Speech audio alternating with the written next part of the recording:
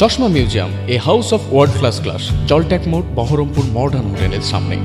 নিজের গড়েই অধীর চৌধুরীকে শুনতে হলো গো ব্যাক স্লোগান। ঘটনায় চরম ক্ষুব্ধ অধীর চৌধুরী, মেজাজ হারালেন। এদিন বহরমপুরে ইতিহাসের ইন্দ্রপ্রস্থ এলাকায় সাংসদ কোটায় পানীয় জলের কল বসাতে গিয়ে বাধাপ্রাপ্ত হন বহরমপুর লোকসভার সাংসদ। এদিন অধীর চৌধুরী সেখানে যান। যাওয়ার পরই স্থানীয় তৃণমূল নেতারা অধীর চৌধুরীকে দেখে গো ব্যাক স্লোগান দেন। ঘটনাকে কেন্দ্র করে চরম বিশৃঙ্খলার সৃষ্টি হয়। অধীর চৌধুরী বলেন, কেন্দ্র সরকারের নিয়ম থাকা সত্ত্বেও জেলা শাসক সাংসদ কোটার টাকা খরচের অনুমোদন দিচ্ছেন না। নো অবজেকশন চাইছে, যা কোনোভাবেই জরুরি নয়।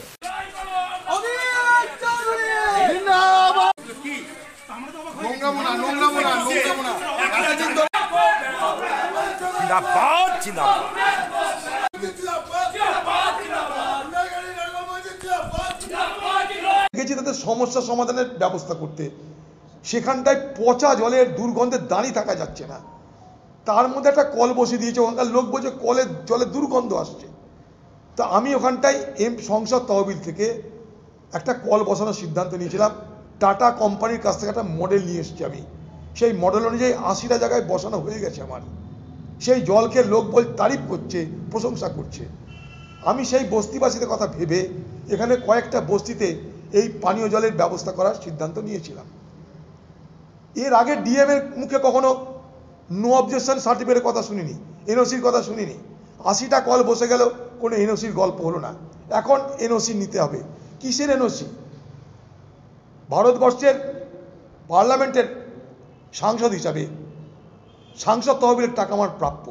সেই টাকা বাংলায় খরচা করতে দেওয়া হয়নি আমাকে। রিসেন্ট একটা অর্ডার বেরিয়েছে, সেই অর্ডারে এমপি যেটা যেটা চাইবে ডিস্ট্রিক্ট ম্যাজিস্ট্রেটকে সেটা করতে হবে।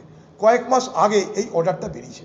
আমি সেই অর্ডারের সুযোগ নিয়ে এতদিন যে টাকাটা খরচা করতে দেওয়া হয়নি আমাকে, যেহেতু এমপিদের টাকা ফেরত হয় না, সে টাকাটা এমপির নামে জমা থাকে। সেই আমি এমপি থাকলে থাকি বা অন্য কেউ এমপি থাকুক, এমপি নামে টাকাটা জমা থাকে।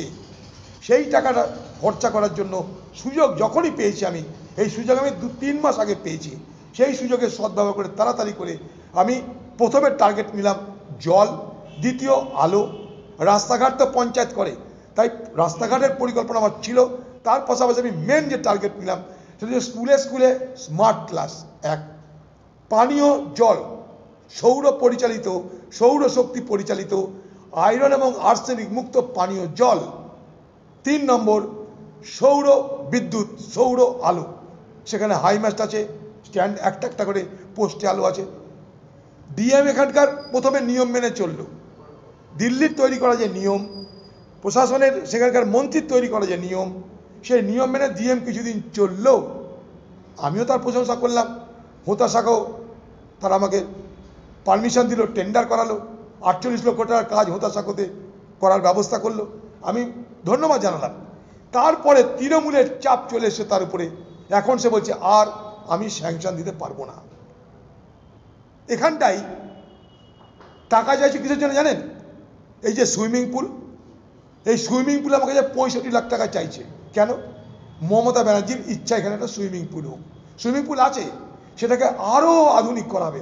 জানি না দিদির বহরমপুরে এসে চান্দানে কোনো অসুবিধা হয় কিনা। ডিএম বলছে মুখ্যমন্ত্রীর ইচ্ছা এই সুইমিং পুলে আপনি 65 লাখ টাকা খরচ করুন। তাহলে সুইমিং পুলে কে চান করবে? তার থেকে এই টাকা দিয়ে গরিব মানুষকে আমি শুদ্ধ পানীয় জল দিব, আর্সেনিক মুক্ত পানীয় জল দিব। দিদির যদি চানের কোনো অসুবিধা হয়, দিদির যদি সত্যি সুইমিং পুলে কোনো দরকার থাকে, তাহলে বাংলার এত ভাই বোন দিদি একটা সুইমিং পুল দিদি জন্য করে দেবে, জেলায় জেলায় ঘরে ঘরে করে দেবে। এত টাকা তাদের, অত দিদির সুইমিং পুলে কোনো অসুবিধা নেই। ডিএম যখনই দেখলো আমি সুইমিং পুলের টাকা দিচ্ছি না, তখনই নতুন নতুন আইনের প্যাকড়া করে আমার কাজগুলোকে আটকে দেওয়ার চেষ্টা। তারই সুবাদে আমি গেছিলাম সেখানকার বস্তিবাসীদের ডাকে। তারা বলছে, দাদা আমাদের এখানে কল বসান, আমরা এই জল খেতে পাচ্ছি না, এখানকার দাঁড়িয়ে দুর্গন্ধে দাঁড়ানো যাচ্ছে না সেখানটাই, একবার কি দেখুন আপনারা। তার মধ্যে হঠাৎ দেখছি 3-4টে কোথাও তৃণমূলের চোরটা ফোরে চলে এসছে, এসে স্লোগান দিচ্ছে অধীর চৌধুরী গো ব্যাক। আরে ভাই, তোমাদের বক্তব্যটা কি তাও তারা বলছে না? শিখিয়ে দিয়েছে পুতুলকে, যেমন শিখিয়ে দিয়েছে পুতুল তেমন গান নাচছে। বড় দুর্ভাগ্য। আমার প্রত্যেক জায়গায় যাওয়ার অধিকার আছে। আবার বলে রাখছি, কোনো চিৎকার চেঁচামেচিতে এই বহরমপুর শহরে একটা মানে একটা ভোট আমি রিগিং করতে দেব না, একটা ভোট ফলস ভোট করতে দেব না।